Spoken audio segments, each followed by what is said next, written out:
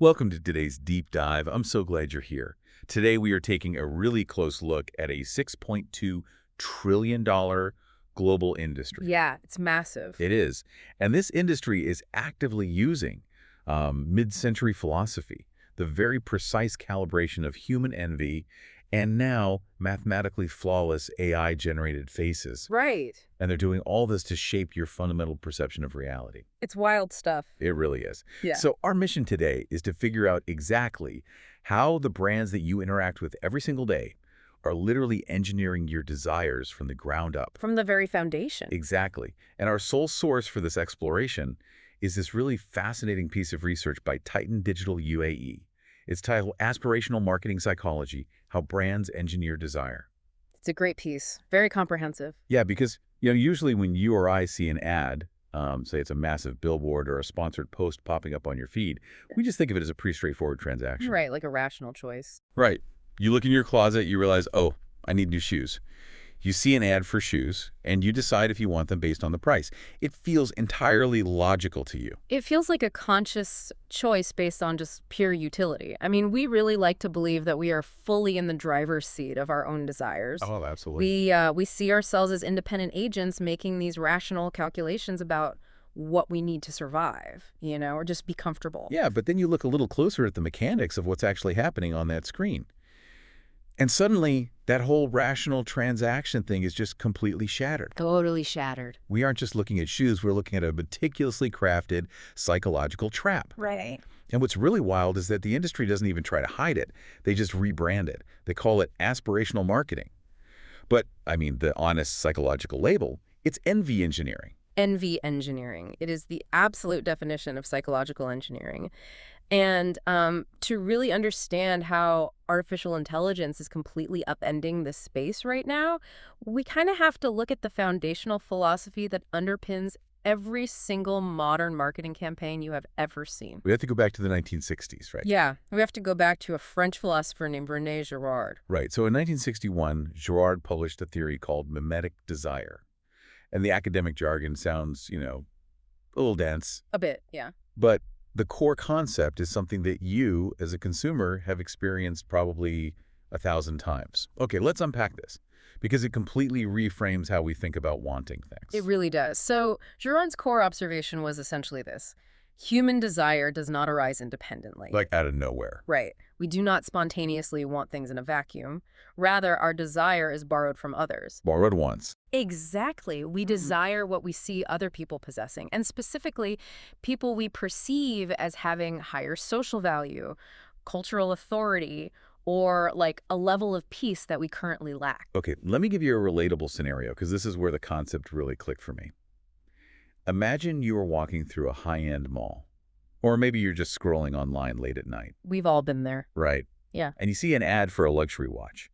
But the ad isn't just a zoomed-in technical picture of the watch gears. No, never. The watch is being worn by this serene, incredibly successful-looking, beautiful model.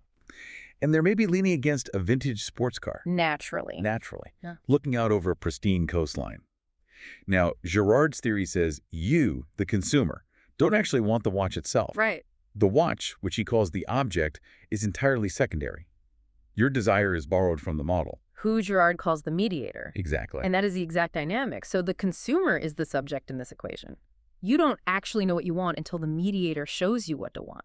Yeah. You look at that ad and your brain doesn't process the engineering of the timepiece.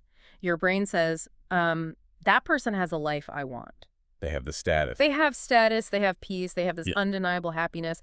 The watch isn't the end goal. The watch is merely the tangible toll bridge to get to that identity. Oh, I like that. Yeah, you basically buy the watch to symbolically purchase proximity to that person's reality. They're paying the toll to access the feeling of being them. Precisely. And this mechanism leads to what marketing scholars call manufactured perpetual lack. Manufactured perpetual lack. Right. It's a structural design within consumer culture. Brands deliberately engineer a gap between your current everyday reality and the idealized reality of the model. So they're building the gap on purpose. On purpose. They have to make you feel like you are always just almost there. You just need this, like, one more purchase to finally arrive at that perfect life. Right, but you never actually arrive. Exactly. Crucially, once you buy the watch, the next campaign has to move the goalpost slightly further away to keep you in the consumption loop. But the psychology goes even deeper than Girard, right? Mhm. Because the source ties this back to Leon Festinger's social comparison theory from 1954. It does. So it isn't just a philosophical quirk that we do this, it's basically a biological imperative. It is. It's deeply ingrained in our evolutionary wiring. So Festinger proved that humans are evolutionarily hardwired to evaluate ourselves against others as a fundamental form of self-assessment. Okay. If you think about early human history, survival in a hunter-gatherer tribe depended heavily on your social status. How you measured up to the people around you. Because if you fell behind, you lost access to resources. Exactly. So our brains develop this automatic reflex to constantly scan our environment and compare our standing to the most successful people we see. Wow, so advertising just hijacks that ancient survival It reflex. absolutely hijacks it. It inserts an idealized comparator, like the model, and a purchasable solution, the product, into the exact same visual frame. And your brain does a single, instantaneous subconscious calculation. That's exactly how it works. But I have to push back on this biological premise a little bit. Sure. If advertising is constantly hijacking our brains to remind us of what we lack, and showing us people who are seemingly better than us, why doesn't that just make us incredibly depressed? That's a great question. Or angry at the brand, right? Like if I'm scrolling and an algorithm constantly reminds me I'm not a millionaire on a yacht, my evolutionary biology should make me feel terrible. Why does feeling inadequate actually make me want to pull out my credit card? Well, that is the pivotal question of modern advertising. And the answer is that not all envy is created equal. Yeah. The source material dives into this fascinating piece of research from the Journal of Consumer Research back in 2011. And it breaks down envy into 3 distinct measurable states. 3 flavors of envy. Exactly. And how a brand calibrates these 3 states determines if you actually buy their product or if you actively try to destroy their reputation. So we're talking about a highly sensitive psychological tightrope here. Let's look at the first state. So the first state is benign envy. This is the absolute sweet spot for a marketer. Benign envy. Yeah. You see the ad, and you do acknowledge the gap between you and the idealized model, but the gap feels bridgeable. Oh. Yeah. You look at them and think, if I just work a little harder, or, if I just buy the right tools, I can achieve that. You feel motivated to improve, and the product is positioned as the exact stepping stone you need to cross that bridge. So commercially, this leads to very high purchase intent. Exactly. I can see that clearly in fitness apparel ads. They don't usually show an Olympic gold medalist breaking a world record because I know I'm never going to do that. Right, that's unbridgeable. Right. They show someone who looks like a slightly fitter, more dedicated version of me running through a neighborhood. It's an elevated reality, but it feels within my grasp. That's the sweet spot. But what happens if that bridge is completely uncrossable? Say a brand gets it wrong, and they show a lifestyle that is aggressively out of reach. Then you cross into state number 2, which is malicious envy. The danger zone. The danger zone for brands. This happens when the idealized model is presented as arrogant, or the lifestyle feels entirely exclusionary and just categorically unreachable. Okay. The gap doesn't feel like a fun challenge anymore. It feels unfair. So instead of wanting to rise up toward the ideal, your psychological defense mechanism kicks in, and you actually want to tear the ideal down. You resent them. Exactly. You resent the model, and by extension, you resent the brand. Right. Commercially, this results in brand rejection, negative sentiment, and viral criticism. Oh, like when a luxury brand releases a totally tone-deaf campaign during an economic downturn. Yes, we see that all the time. The consumer doesn't feel benign envy. They feel insulted, and the campaign completely backfires. So the brand really has to walk that tightrope. Lean a little to the left, present an ideal that's elevated but approachable, and the customer feels inspired. They buy the shoes. Right. But lean a little to the right, make the model look smug or the price tag feel aggressively out of reach, and the customer feels insulted. They were like subtweeting your brand within 5 seconds. It's a very delicate balance, but there is a third state, and this is really the holy grail for the industry. Okay, what is it? It's called envious identification. This happens when you, the consumer, internalize the ideal so completely that you actually begin to perform it for your own social circle. Wait. This is where the consumer becomes the unpaid marketing department. Precisely. You don't just buy this expensive skincare routine. You arrange the bottles perfectly on your bathroom counter. Oh, totally. You snap an aesthetically pleasing picture, a selfie, right? Right. And you post it to your own followers. Or you buy the coffee cup with the highly visible green siren logo and make sure the label is facing outward when you take a picture of your morning commute. Wow, so you've transformed from a passive consumer into an active, free, organic billboard for the brand. You are now the mediator for someone else's mimetic desire. That is brilliant and also slightly terrifying. It is. But historically, that tightrope walk, calibrating the exact right amount of benign envy to trigger that identification, it was constrained by basic human biology. Right, limits. Right, there's only so much a makeup artist, a lighting crew, or even heavy photo retouching can do to a real human model. Yeah. You were bounded by genetics, bone structure, and physical reality. Exactly. But what happens when biology is no longer the limit? Here's where it gets really interesting. Yes. Yeah. We enter the era of generative AI. We are talking about tools like Midjourney and Adobe Firefly. Right. Now, artificial intelligence did not invent aspirational marketing, obviously, but it has completely removed the ceiling on the ideal. Brands no longer have to scout the globe for genetically exceptional humans to trigger your envy. They can just make They can simply prompt a generative engine to produce a synthetic face that is mathematically optimized to trigger a very specific cognitive bias. And the source identifies this specific bias as the halo effect, right? Yes. The halo effect was first documented by psychologist Edward Thorndike back in 1920. Okay. It describes the human tendency to assume that physically attractive people are automatically more intelligent, more competent, and more trustworthy. We basically conflate aesthetic beauty with moral or intellectual goodness. But why do our brains make that leap? I mean, it doesn't really seem to make logical sense that a symmetrical face means someone is honest. It goes back to evolutionary biology again. Our brains evolved to process facial symmetry and clear skin as proxies for genetic health and a really strong immune system. Uh-huh. So when we see a highly symmetrical face, our primitive brain registers it as safe and robust. And with AI, a marketer can dial up facial symmetry, luminosity, and manipulate micro-expressions to maximize this halo effect in ways that human genetics simply cannot achieve. They are feeding our evolutionary radar exactly what it wants to see at this impossible mathematical extreme. I understand the math behind it, but doesn't that inherently creep people out? Like anyone who has watched early 2000s CGI movies remembers learning about the uncanny valley. Oh, for sure. This theory that when something artificial looks almost human but not quite, it completely revulses us. Our brains scream that something is wrong. So Masahiro Mori introduced the uncanny valley theory in 1970, and for decades it held absolutely true. Fake humans gave us a profound sense of unease. Right. But the source highlights a shocking 2022 study in the journal Scientific Reports showing that the exact opposite is happening with current AI. The uncanny valley is inverting. Inverting. Wait, you mean we prefer the fake faces? The study found that audiences are now rating these AI-generated faces as slightly more trustworthy than photographs of real humans. That is a staggering shift. I mean, how is that neurologically possible? Why isn't our threat detection system firing? Because the AI has gotten so good at eliminating the exact things that trigger our subconscious threat radar, real human faces have micro-imperfections. Like what? Like a slight asymmetry in a smile, a tiny twitch of a muscle, or, uneven pores. Sometimes our amygdala reads those tiny imperfections as unpredictability. Oh, wow. Yeah. But AI faces are completely smoothed out.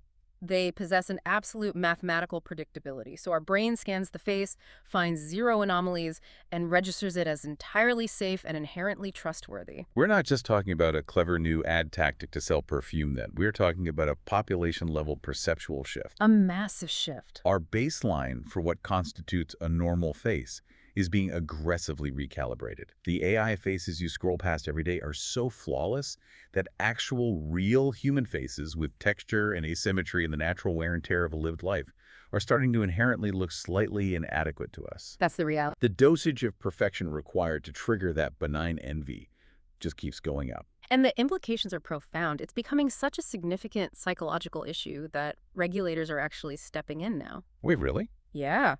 Countries like France and Norway are enforcing mandatory disclosures.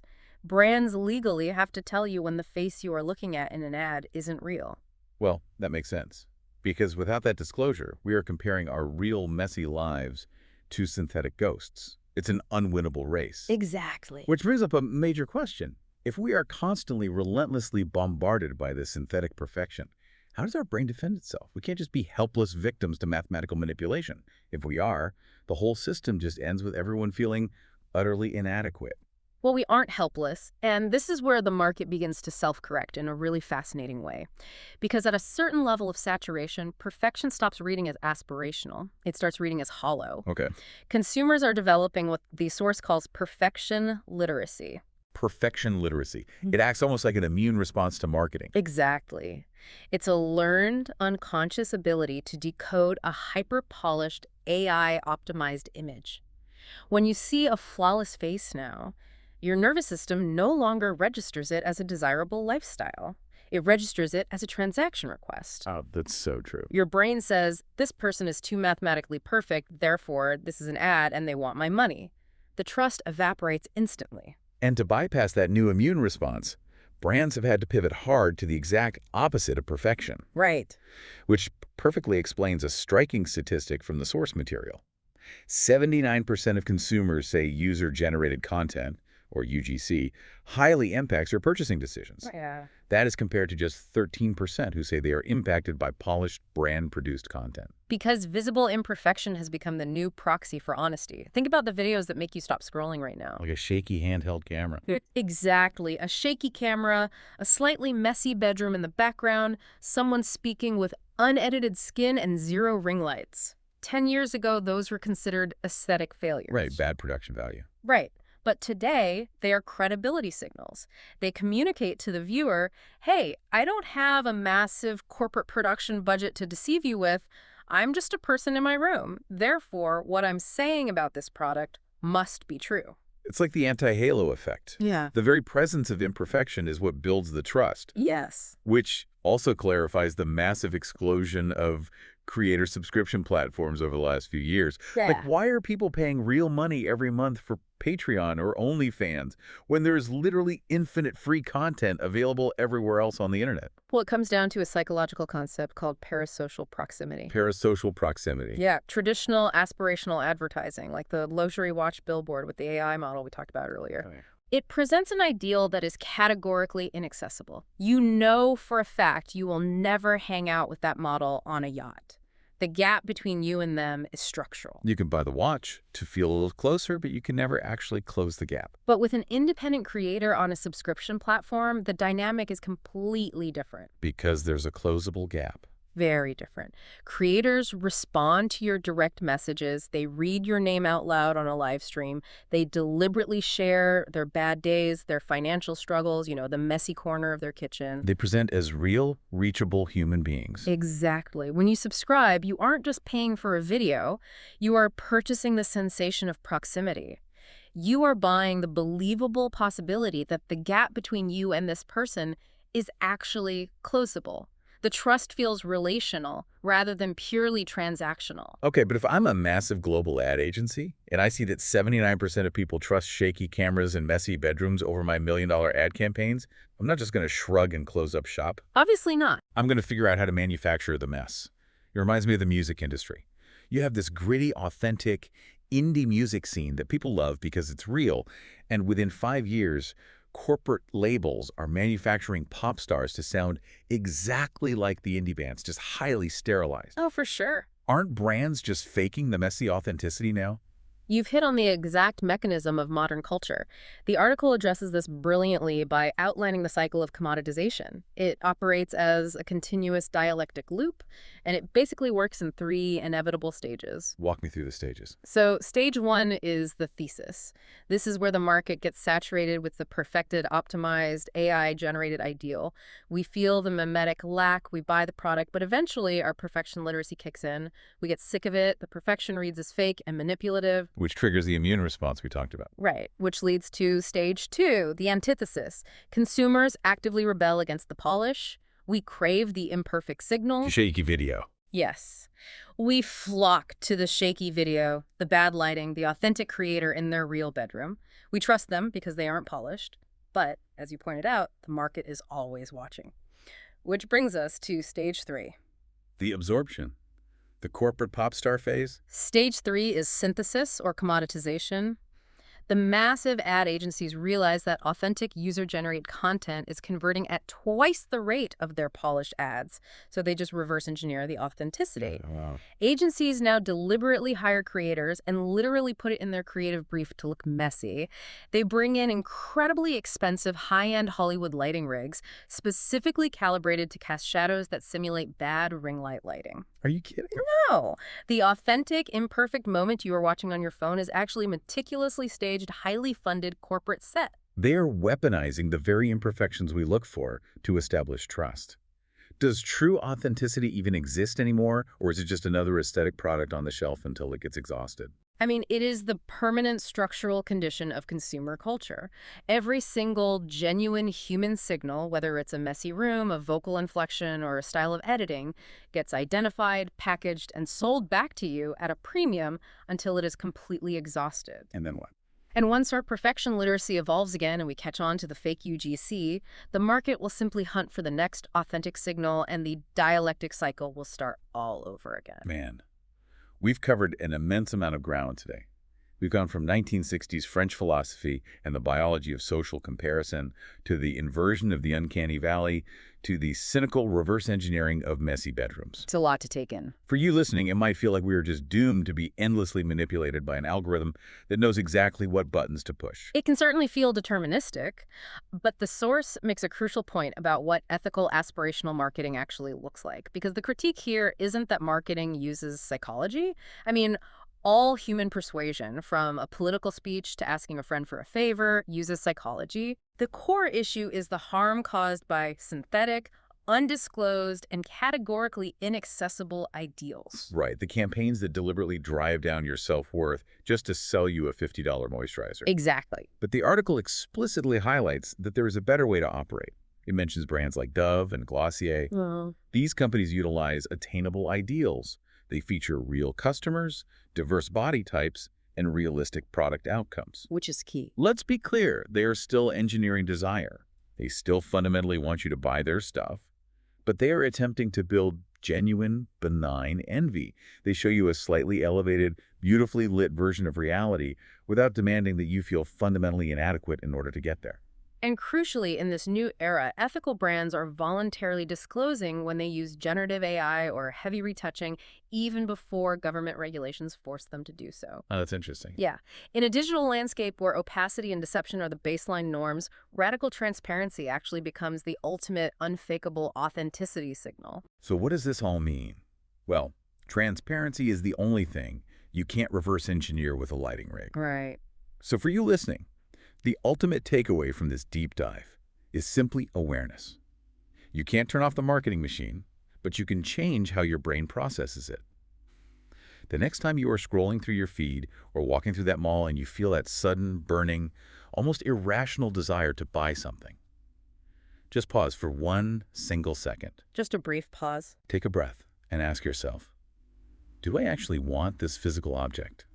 Or do I just want the life, the status, and the peace of the person holding it? Because once you consciously separate the watch from the mediator, you break the mimetic loop. You take your psychological power back. Identifying the mediator is definitely the first step to reclaiming your autonomy. But if we pull back and look at the trajectory of this technology, there is a final lingering thought I want to leave you with, and it goes beyond the engineering of human envy. Okay, what is it? We talked about how AI is mastering the halo effect, right? To the point where algorithms know exactly what mathematically flawless face will make you open your wallet. The ultimate optimization of mimetic desire. Exactly.